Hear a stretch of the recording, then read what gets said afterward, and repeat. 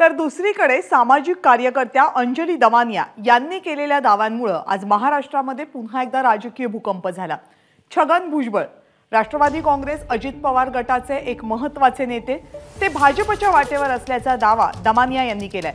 इतकंच नाही तर भुजबळांना भाजपमध्ये प्रवेश देऊन देश पातळीवरील ओबीसी चेहरा बनवणार असल्याचं सुद्धा दमानिया यांनी म्हटलंय। दरम्यान दमानिया यांच्या या दाव्यावर खुद्द भुजबळांनी काय पलटवार केलाय बघूया। हाच भाजप आहे ज्यांनी त्यांच्या विरुद्ध एक PIL केलं होतं, म्हणजे जनहित याचिका केली होती त्यांच्या भ्रष्टाचाराचं सगळं पितळ उघड करण्यासाठी।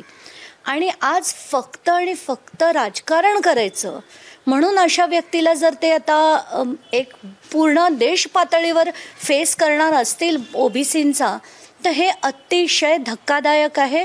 आणि जसं तुम्हाला माहिती आहे, मला जे कळतं ते कधीही चुकीचं असू शकत नाही, ते भाजपच्या वाटेवर आहे तेवढं नक्की। मला काही कुठल्याही पदाची काय मोठी हौस नाही आहे।